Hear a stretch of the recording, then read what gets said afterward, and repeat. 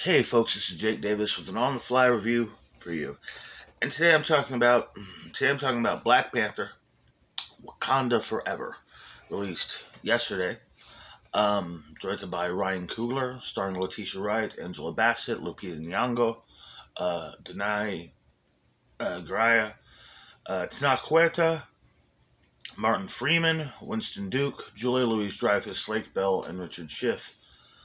This is a sequel to the $1.3 billion Academy Award winning Black Panther from 2018, the only superhero movie to ever be nominated for the Best Picture of the year. Whole setup here is Black Panther is dead. The king has died from a mysterious disease, and Wakanda is a nation in mourning. Meantime, vibranium has been discovered in the Atlantic Sea, but the drillers are attacked and murdered by Atlanteans. I'm not calling them whatever the fuck they call them in this movie. It's Atlantis. Okay. Uh, Wakanda's being blamed, and war is on the brink.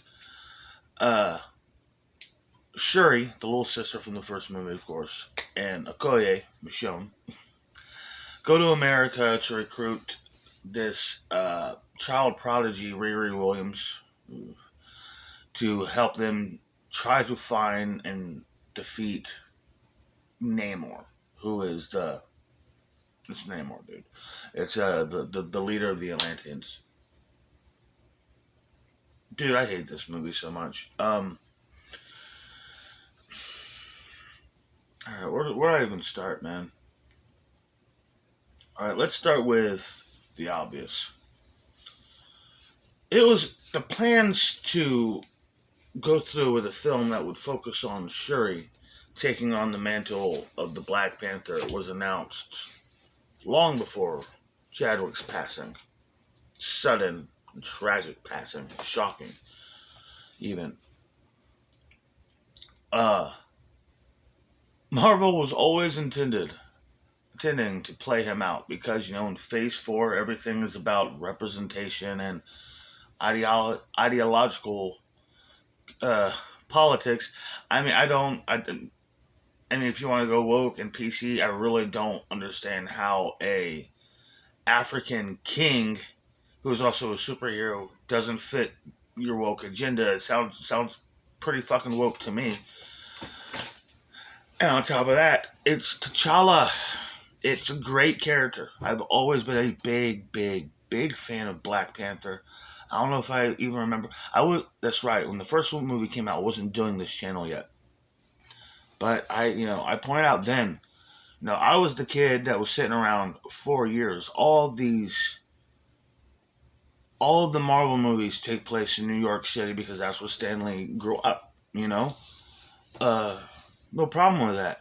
But there was something truly magical and otherworldly about the Black Panther comics where you saw this completely different side from Stanley and Jack Kirby. Yeah, man. I always knew if they made Black Panther and they did it right, they would have a special film experience on their hands. And I was right. Fuck, man. Okay, so Chadwick is passed. And not only did they make this movie without him, but then they both, in the film itself and in the publicity, project as if this is some kind of love letter to him. Y'all were pushing him out. Y'all were getting rid of him. Hold on. It's ghoulish and, in my opinion, disgusting.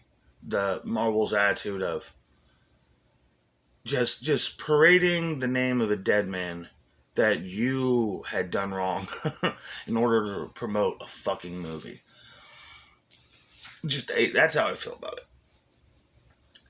And then we got Namor.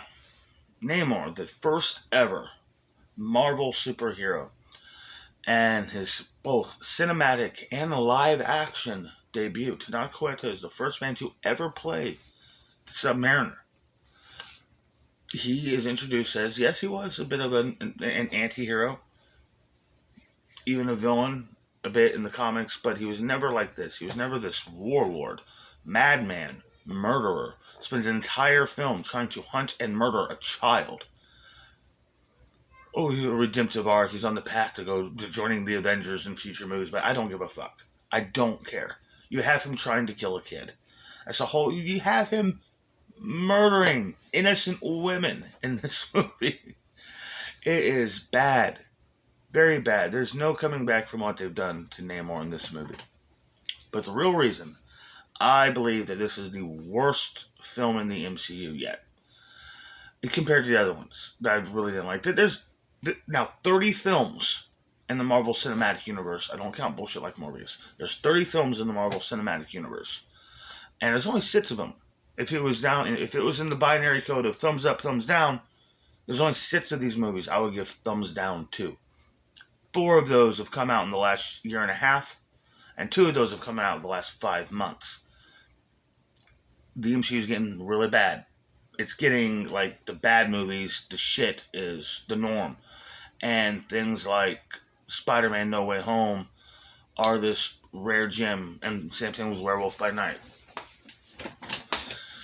But what makes it so bad? As I said, comparing to the other films, Iron Man 3 was bait and switch. Captain Marvel was just this.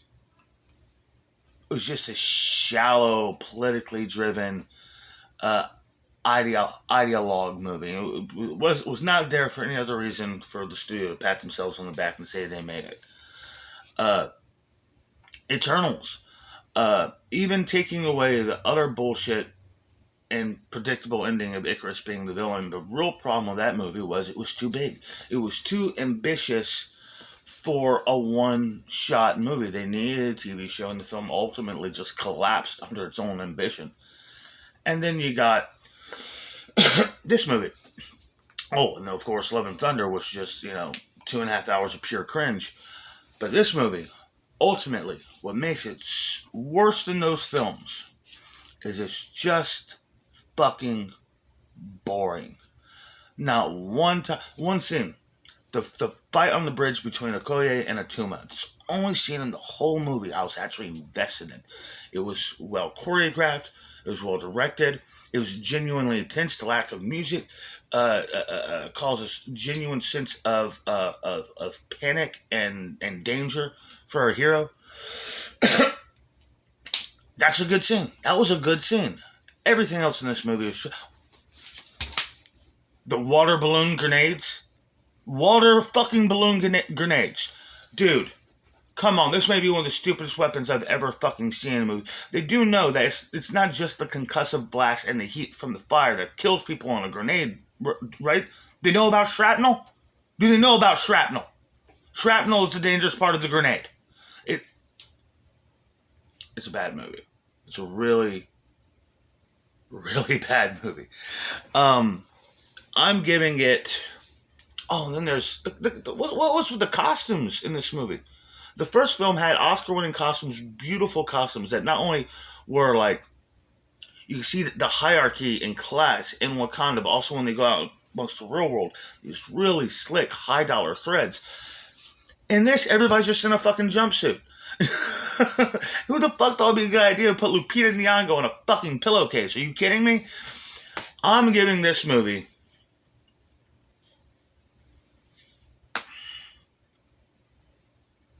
I'm really sitting here trying to think of a reason not to give it a turkey. No. Black Panther, Wakanda Forever, 2022 is a turkey. I'm Jake Davis, and I'll catch you on the fly.